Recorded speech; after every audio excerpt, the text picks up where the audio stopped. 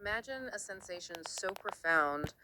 Um, the historical texts describe it as boiling water inside your brain, Wow. or a burning so furious it seems to consume your entire being, driving you to a state of, well, frenzied delirium and an insatiable, agonizing urge that never truly relents. Quite the picture. Okay, so let's unpack this fascinating deep dive today. We're stepping into the vivid, sometimes unsettling world of historical medical texts. Huh. We're going to explore a substance known for causing quite a furious disturbance in the animal economy. That's such an evocative old phrase, isn't it? Yeah. It really captures that sense of total systemic disruption. It does. Our core topic is Cantharis vesicatoria. You probably know it better as Spanish fly. Right. And we'll be examining the documented effects, its characteristics, as detailed in William Boericke's Homeopathic Materia Medica. A classic tech. Exactly. And our mission with this deep dive, it's really to extract the surprising, often intense insights into how this powerful substance was understood to affect the human body, helping you quickly grasp the essence of its truly unique, fiery profile.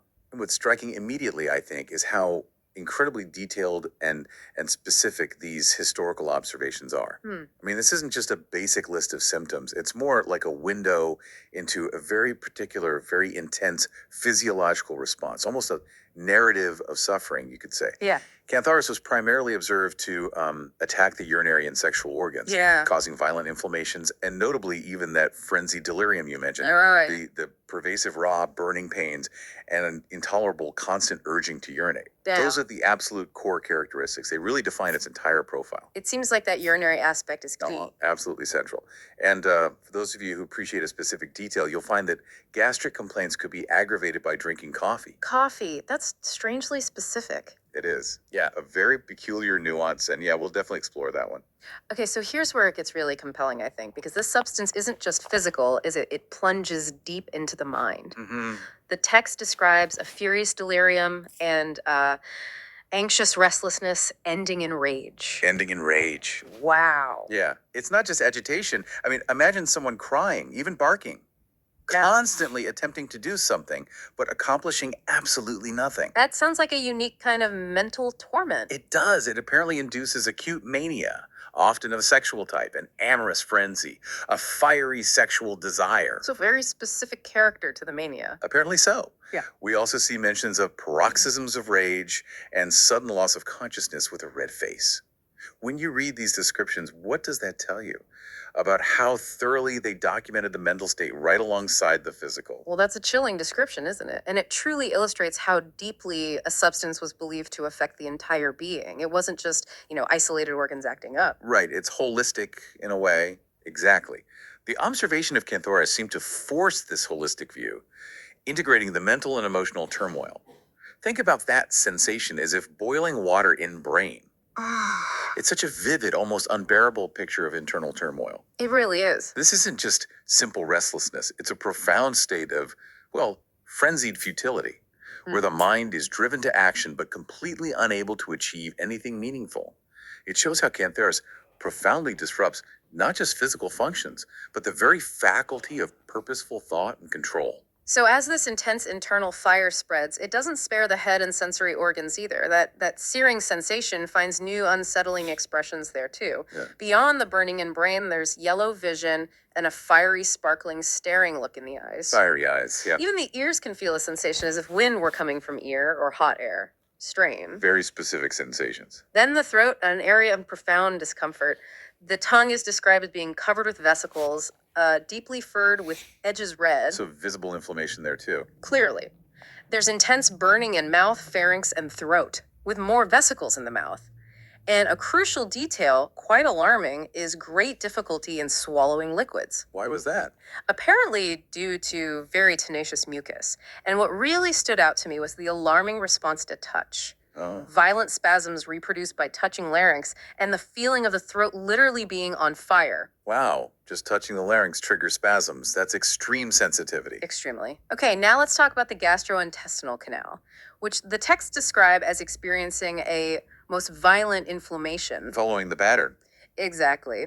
The stomach symptoms include a burning sensation of esophagus and stomach and a complete disgust for everything drink, food, tobacco. Total aversion. Total. But what's truly remarkable, almost paradoxical, is this burning thirst with aversion to all fluids. Yes. Thirsty, but doesn't want to drink. Right. You'd expect someone with a burning thirst to crave water, but here they actively dislike it. Exactly. And that unquenchable thirst paired with an aversion to fluids Yep. and that very specific coffee aggravation you mentioned. Yeah. That's a hallmark of the detailed observation we find in these historical texts. It highlights a very particular, almost contradictory internal state that was meticulously noted. It really speaks to the precision, doesn't it? It really does, not Yeah. just general symptoms, but how they interacted with specific inputs, like coffee. As for the stool characteristics, the descriptions are quite vivid too, continuing that theme of internal torment. Let me guess, more burning. You guessed it. Shivering with burning, dysentery, mucus stools like scrapings of intestines, and bloody stools with burning and tenesmus and shuddering after stool. Scrapings of intestines, shuddering. It paints a truly grim picture of internal distress. Comprehensive, certainly. Okay, but if there's one single aspect that truly defines Cantharis in these historical accounts, it has to be the urinary symptoms. Without a doubt, that's its signature. The text emphasizes that intolerable constant urging to urinate is most characteristic. Can you help us understand the sheer intensity of that intolerable constant urging and how it plays into the broader picture? Absolutely. The suffering described here is, well, extreme. Violent paroxysms of cutting and burning in whole renal region with painful urging to urinate, bloody urine by drops. By drops, agonizing. Terribly so. The agony continues as urine scalds him and is passed drop by drop with a constant desire to urinate. It just doesn't let up. And this is where those modalities you mentioned earlier come in. Exactly. Modalities are essentially the rules of the symptoms in these old texts. What specific conditions or actions make a patient's suffering better, or, in this case, intensely worse? So for Cantharis, For Cantharis, that relentless urinary agony is worse from touch or approach. west from approach, just someone coming near. Apparently so. Imagine the suffering where even the slightest pressure, or perhaps just the anticipation of touch, aggravates the pain. It really highlights just how sensitive and inflamed the system becomes. Wow. And it's a defining characteristic that runs throughout its entire presentation. The urine itself is described vividly too. Membranous scales looking like bran in water. Urine jelly-like, shreddy. So visible evidence of intense irritation. Clearly. Okay, so beyond the GI and urinary systems, Cantharis also impacts other areas pretty significantly. It maintains that theme of intense irritation and inflammation. Yes, it seems quite wide-ranging. For the sexual organs, in males, it can cause strong desire and painful erections, even a condition called priapism in gonorrhea. Again, that intensity. Right. In females, it's associated with nymphomania and burning pain in ovaries, which are described as extremely sensitive. So inflammation and sensitivity in the reproductive organs too. It's also mentioned in cases of retained placenta with painful urination linking back to the urinary issue and the expulsion of moles, dead fetuses, membranes. Interesting obstetric applications noted there. And then on the skin, you see vesicular eruptions with burning and itching, almost like blisters. Vesicles, yeah, blisters filled with fluid, consistent with the inflammatory nature. What I found particularly intriguing was its noted use for burns, scalds with rawness and smarting, relieved by cold applications, followed by undue inflammation. So initial relief from cold, but then maybe a worsening inflammation afterward. That's how it reads. There's also a mentioned tendency to gangrene and erysipelas, a vesicular type, with great restlessness. Gangrene is serious, indicating severe tissue damage. And erysipelas, another skin inflammation. And briefly, other noteworthy symptoms include a tendency to syncope or fainting from chest issues like pleurisy or palpitation, and pain in loins with incessant desire to urinate affecting the back, again, reiterating that urinary focus. It really ties back to that central urinary agony, doesn't it? Yeah. This wide-ranging impact, and particularly the modalities, really helps us understand the context. Right. Beyond being worse from touch or approach, urinating, drinking cold water or coffee, the texts note it's conversely better from rubbing. Better from rubbing. That seems counterintuitive with such sensitivity. It does, doesn't it? It's another one of those fascinating details that speaks to very precise, perhaps even paradoxical observations. And the relationship section of the Materia Medica also provides crucial context.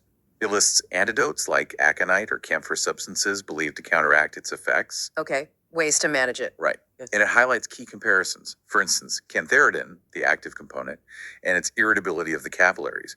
Or Vesicatoria, another plant, noted as a urinary and kidney remedy with similar burning sensations. It shows how they categorize substances by their observed effects. Grouping similar profiles together. Exactly. Historically, the general dosing suggestion was 6th to 30th potency. That's a term referring to the strength of the homeopathic preparation. And it was also used locally, topically, for burns and eczema. Interesting. So, okay, what does this all mean for us as learners today? We've taken this deep dive into Cantharis vesicatoria, a substance known for its incredibly intense, often burning, and deeply irritating effects across, well, pretty much various bodily systems, from the mind right down to the skin. The relentless, agonizing urinary symptoms, the fiery delirium, and that paradoxical thirst with aversion to fluids.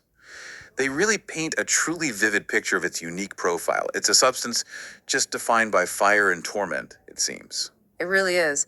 And these meticulous observations, I mean, even from centuries past, they compel us to consider the profound and often extreme reactions the human body is capable of, Yeah. and also the dedication of those early medical practitioners to actually sit and document them in such detail. This deep dive into Cantharis vesicatoria truly showcases the extraordinary lengths people went to meticulously detail these physiological responses. It's quite remarkable when you think about it that way. It is, and it raises an important question, I think, for you listening to ponder.